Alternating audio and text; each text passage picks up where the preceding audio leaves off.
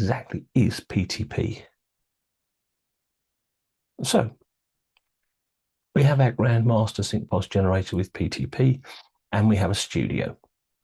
And we have time, the one thing that we can't control. So the Grandmaster sends a sync message, which is received by the follower. But the follower only knows when it arrives. It doesn't know when it was sent, which is the T1 time. So what happens is the Grandmaster sends a follow-up message. It contains the T1 message from the sync pulse message. So now the follower has both the T1 and the T2 time. The follower now sends a T3 message, a delay request, back to the Grandmaster. So the follower now has T1, T2, and T3 information, but it doesn't know when it arrived. So the Grandmaster returns this with what's known as a delay response. And that gives us T4. So now the follower knows exactly how long it takes for the signal to come from the Grandmaster to be received and how long it takes for a signal it sends back to be received. And this is frequently referred to as the delay time.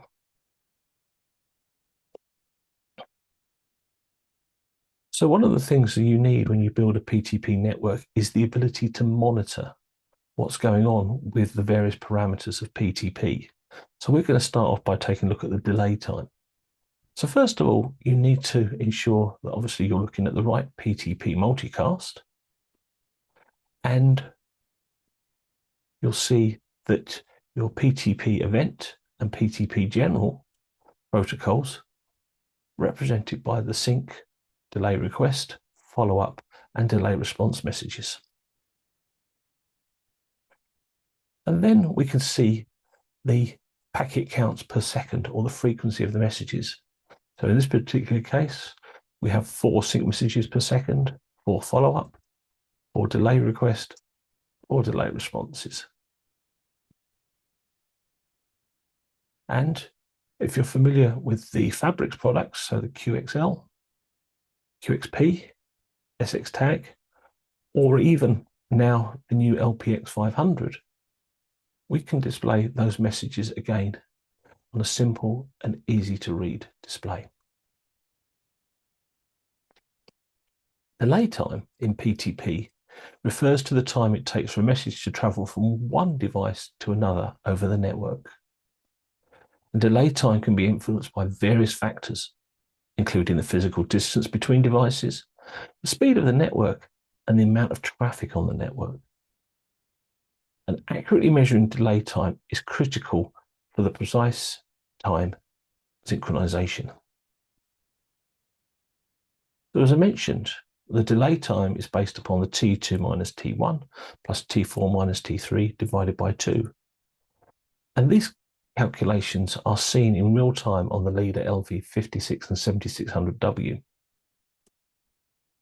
And it also has the capability to display a graph, which can be scaled anywhere between 2 minutes and 72 hours. And this graph can also be exported via a USB key for more detailed analysis.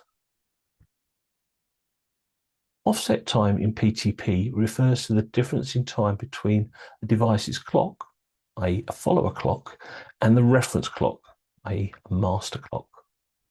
And the goal of PTP is to minimize this offset to ensure that all devices in the network have synchronized clocks.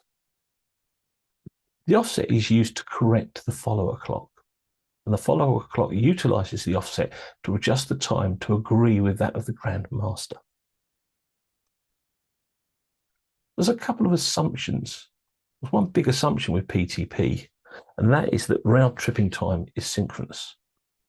But typically, in our case, the T2 to T1, so Grandmaster to follower, will be slightly higher than the T4 to T3, that's the follower back to the Grandmaster, due to PTP competing with all the video and audio traffic.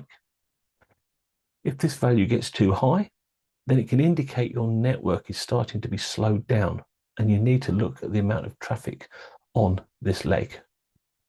So this is a very simple but effective example of what's going on. Here, I have my T2, T1, T3, T4 numbers. And as you can see here, basically, there is a lot of congestion. There's a traffic jam on the T2, T1 lane. Now, that could be because there's a lot of video and audio traffic, and PTP is stuck in it. However, coming back the other way on the T4, T3, I don't have the same volume of traffic. In fact, I may only have PTP messages. So as you can see, there's a considerable difference. So keep an eye on this when you're designing and building and operating your PTP networks.